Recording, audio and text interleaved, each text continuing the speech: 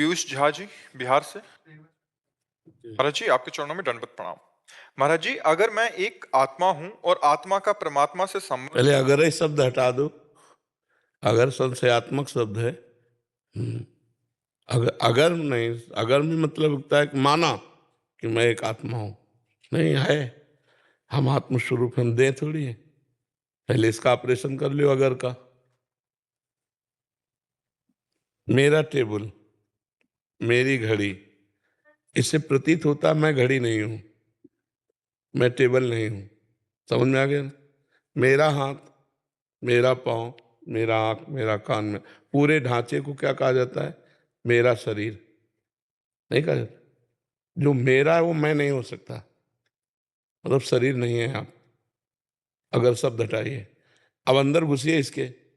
मेरा मन, मेरी बुद्धि, मेरा चित्त, मेरा अहंकार, ये अंतःकरण चतुष्टय, मन बुद्धि चित्त अहंकार।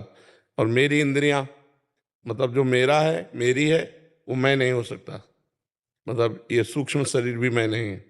मेरा स्वभाव, ये कारण शरीर है, तो स्वभाव भी आप नहीं है। अब मान गए ना? समझ में आ रहा है कि नहीं? आप कभी मैं स्वभाव हूं बोला क्या? इसका मतलब ये आपके हैं, तो आप कौन है? आप आत्मा है। समझ रहे ना? अगर मैं आत्मा हूं, इस शब्द का खंडन, आप आत्म स्वरूप हैं। इस बात को समझ रहे ना? अब आगे बोलिए। महाराज जी, मैं एक आत्मा हूँ और आत्मा का परमात्मा से संबंध है। आत्मा ही परमात्मा है, संबंध नहीं है। यही तो भ्रम है। संबंध नहीं है, वो परमात्मा ही है।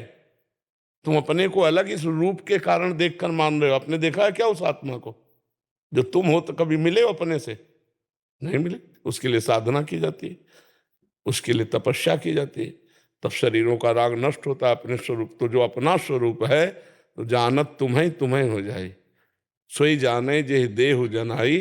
और जानत तुम्हें तुम्हें, वो भगवत स्वरूप ही था, भगवत स्वरूप ही है, भगवत स्वरूप हो जाएगा। जी।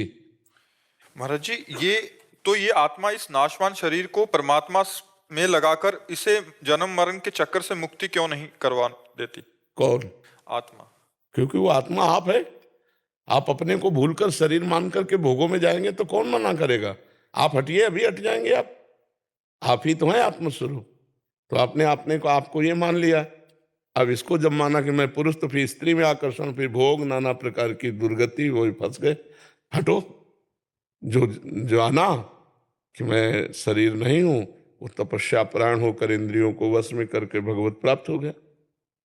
और कोई थोड़ी दूसरा करेगा, आप ही तो है आत्मा। क्यों? हाँ, तो भजन में लगो। अब गंदे आचरण करोगे, भगवत प्राप्ति हो जाएगी। तो करना तो आपको ही है ना। क्या करना है? अच्छे कर्म करने, भजन करने, शास्त्र स्वाध्याय करना है, तप करना है, उससे भगवत प्राप्ति होती है। समझ पाए? जी। शैलेंद्र कुमार जी, बरेली से। राधे राधे राधे महाराज जी। महाराज जी, मुझे ये जानना है कि कर्म और भाग्य में क्या रिश्ता है? जब हम किसी चीज पूर्व, एक एक शब्द का उत्तर लो तो अच्छा रहेगा।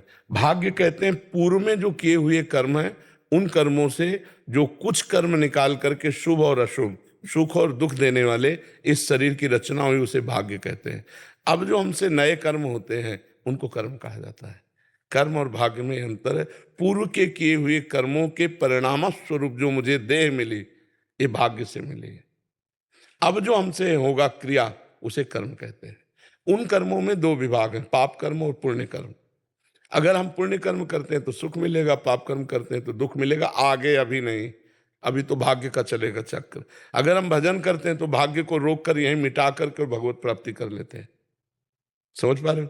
महाराज जी, जब हम किसी चीज को पाने का संपूर्ण प्रयास करते हैं परंतु सफलता नहीं मिलती, तब दुकान में जाके 1 करोड़ के हीरे का हार लोगे, समय पर पैसा है 1 लाख रुपया। ऐसे ही यहाँ जो तुम्हें चाह है, उसके अनुसार से तप करो, उतना भजन करो, उतना पुण्य करो, तब आपको प्राप्त होगा। ऐसे थोड़ी प्राप्त होगा। एक पापी आदमी बहुत धनी दिखाई दे रहा, बहुत सुख सुविधा दे, वो पूर्व का पुण्य आत्मा है, उसने पुण्य किया है। अब वर्तमान में उसकी खेती पाप की है, पूर्व का पुण्य है, इसलिए खूब सफल है। और जिस समय पूर्व का पुण्य खत्म हो जाएगा, उस समय उसकी विध्वंस हो जाएगा, पतन हो जाएगा, उसका नाश हो जाएगा। समझ पा रहे हो? जी।